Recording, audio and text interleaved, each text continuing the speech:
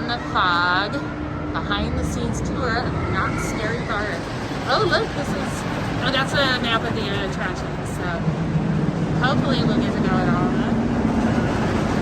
Welcome to Beyond the Fog. This is the very first time that Knott's Berry Farm is doing any sort of daytime tour like this. You guys are one of my first official group. I've done a little bit of practice group, but you guys are my first official group, so thank you for that. Thank you. We are going to be seeing 3 mazes today, and the whole experience will be about 3 hours. We will also stop in Town Hall, which will be a time for you to sit down, as well as watch a really cool mini documentary interviewing some of our designers and people who work on the maze and bring them to life. How many of us are familiar with Knott's Berry Farm history? Like how Knott's Berry Farm got started? A little bit cool. Like we might have heard the name Walter and Cordelia Knott, the original Knott family who came here and went apart. When they came here a long time ago, there was absolutely nothing here. It was just desert wasteland, well not wasteland because they were farmers, so they eventually cultivated and made farmland here. But all they had to their name were a berry that no one's ever heard of, which was the boysenberry. They had Cordelia Knott's fried chicken recipe and a lot of hard work. Everything that you see here can be attributed back to those 3 perfect ingredients all the way back then. In terms of Knott's Scary Farm, Knott's Scary Farm's first year was 1973. It was only a 3-day event, which at first the Knotts thought that it wasn't going to sell out. It was going to be a complete flop and that nobody would want to go to a theme park to celebrate Halloween. But do you think it flopped? No. Not so much. We have been doing this for 49 seasons. Next year is the 50th. 50th. The next year, and we have some stuff planned for that as well. But welcome to Beyond the Fog. I'm going to play a little video, and hopefully you have a great time.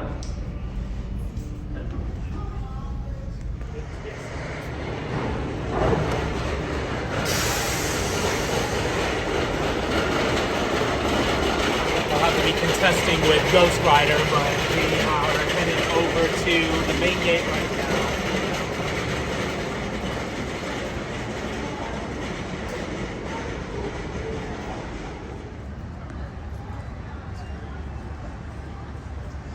Going through security. Look at the signs are up. Knott's Scary Farm. I can't wait. Alright, we can call on in.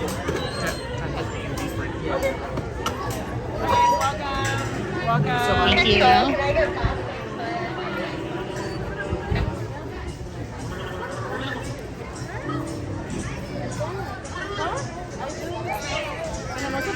Alright, so now our first stop is going to be Ghost Town Street. Was this central? Yes. It wouldn't be a good Exactly. Yeah. Do you know what kind of fog food it is? No, I do not. However, it is so thick, isn't it? Like, when I was here, last week, this past Tuesday for our employees only night. And yeah, literally none of this is visible. You just see silhouettes. Yeah. It is just, this is the most iconic location in all of Knott's Scary Farm. So let's talk a little bit about it today. So, like we said, 1973 was the very first haunt. The Knott family thought it was going to flop. It did not, obviously. The way that started was, so the person that you saw in that video, he is playing a man named Larry Vincent. He was a talk show host, but for horror movies back in the day. And he originally was bringing this Halloween event to Magic Mountain, where he would watch a horror movie, and give his commentary, which is what he was known for back then. But it didn't really work out very well in Magic Mountain. They didn't have any place for him to have a private screening, so he would be trying to have his commentary over all the roller coasters. Eventually, I'm going to have to do my tour in front of Ghost Rider, so you'll see how hard that will be. So obviously, not ideal. When he found out that Knott's Berry Farm had a theater, an actual theater, closed-off theater, he wanted to bring the event there. And so that's how the original haunt got started. In 73, they had the 3 days. They had what is now known as the Walter Knott Theater, which I don't think we'll pass by on our tour today, but it's over by there. They had the decorations, and they did a little bit of decorating in the mine ride and the log ride. That was it. But it was such a success that they're like, let's have it for longer, let's put in more stuff, all of that. So it wasn't until 1975, so 2 years, 2 haunts until we got monsters. However, the monsters, they were in these buildings right here. So where Hopling Lee's laundromat is, if you look in, you would see mannequins just recreating what it would look like to have a whole laundromat back then. So that's what we had back then, is we got rid of those mannequins and put monsters in there. At first they were just mannequins, and they were called Peekins. But after a while, they're like, hey, what if we replace some of the mannequins with people, have them stand really still, and when someone's looking in, then they attack. So it's like, whoa, really scary. In 1977, we had a monster who went to go into his location and found that he was locked out. And so he called his supervisor and said, hey, I'm locked out right now. And they're like, all right, we're sending someone over there. Just go ahead and do whatever you want, just stall for a while until we get in there. So he went out and he started scaring people on the streets. Oh, I didn't know that. And then they realized, that was very effective. People were getting scared and getting engaged way quicker and way easier than just looking into a building. Suddenly, all the light bulbs started going off in everybody's heads. Yeah. The second day of that haunt, they just said, all right, everybody just roam the streets. And that is exactly how we got monsters on the streets today. And you're a little bit of an expert on this as well. As you know, being a street monster is very prestigious in the eyes of monsters. That's right. This is the very first one. This is where all the haunts started. This is where all the monsters started running around. We are in the actual epicenter right here. This is also where sliding was created. Sliding was a monster technique where you can go on YouTube and find vintage footage of like the 80s of Not Scary Farm in the 80s, and you would see people with pads, but they were crawling. That was originally what it was meant for, is to just kind of crawl on the ground, sneak up on people like that. But some very enthusiastic monsters realized that they can use the sliding, use the knee pads to slide across the streets. We even had sliding shows here at one point. So wherever you see sliding anywhere in the world, it started here. It was invented here. Wow. That was the first. Yes. Yeah. And Knott's Berry Farm was the very first to celebrate Halloween in a theme park. So anyone who does it after us, that's them learning from the best, essentially. That's right. So let me think of anything else that we might need to know here in Ghost Town. We are going to head over to our first maze in just a moment, which is probably the most lore-heavy, Knott's Berry Farm lore-heavy maze. And yeah, we'll make a couple of stops on the way to show you some key things that might show up in the maze, but let's head on down. The catawampus. Yes, the catawampus.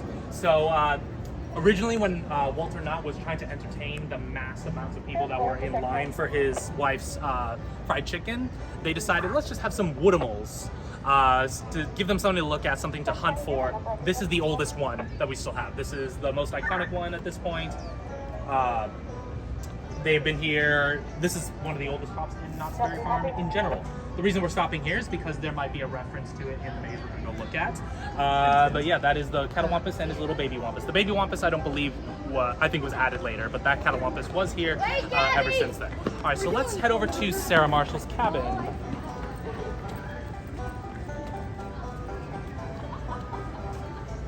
A little activation is here all year round. This is where Sarah Marshall, the first witch, this is her cabin.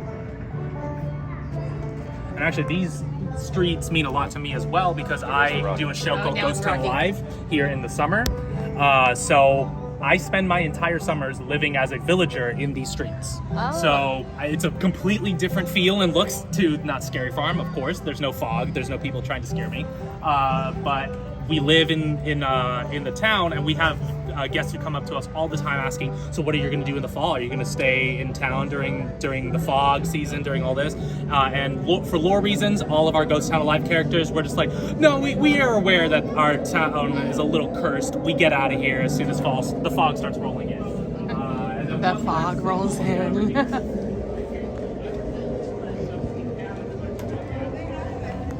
So not Ghost Town Alive, that's kind of a new thing, right? Or yes, it started in 2016. Oh my goodness, okay. It's an amazing immersive show. I've never done anything like it. So all of you are live performing actors here? Most of us in the tour that give the tours, yeah, we're all actors here. Oh my goodness, okay. So in here, see. Oh, it's been boarded up. No way. Oh, here. So if you take a look in there, you'll see a body. You'll see someone who's Goes back and forth. who goes back and forth. Yeah, so we are aware of it a little bit. Does anyone know the effect that is? The actual, what it's technically called, the special effect. So that one is called Pepper's Ghost. John Henry Pepper was someone who lived, I have his 1821 to 1900. He created that special effect using reflective glass, and that effect, whenever you see it, is called Pepper's Ghost. And we'll see another effect using in the maze right now. All right, so let's head over to Origin. Because he was the one who owned those rides. Right. So even to this day, we have independent businesses who just rent inside Knott's Berry Farm. Okay. Whenever So the people that work here now, do you know about Bud Hurlbut? Is he kind of a legend, or? Yes, I would say that especially in the theme park industry, he's a legend. Oh.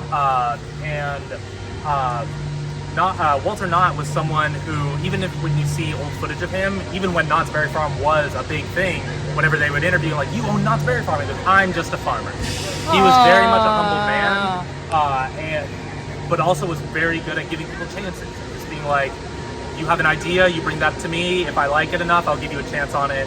But it's your idea. Like, he was very hands-off, unlike a certain other theme parks that are very controlling and very protective of their brand. Knott's Berry Farm has always been the kind of risk taker of the three big theme parks.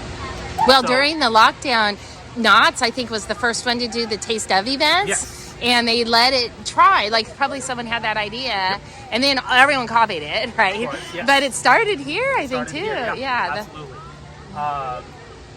So the reason Bud was even able to have those decorations was because he was an independent owner and didn't really need approval from Walter Knott in that case, which is very good because I believe the very first iteration of the log ride was called Satan's Sawmill.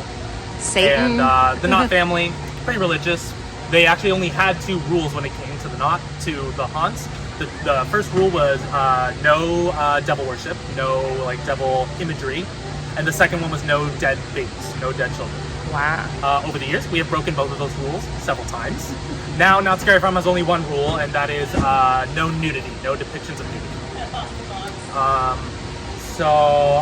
At this time, I'll probably have no more videos.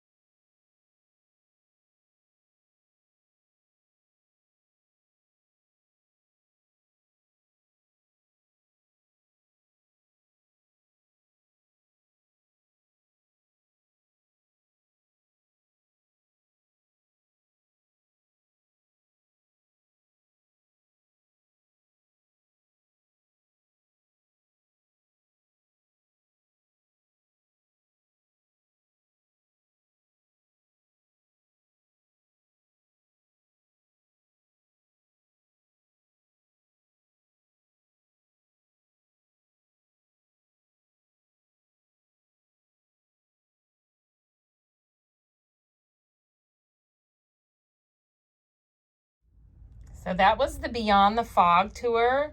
It was super cool. You get this lanyard, and then you also get this pin.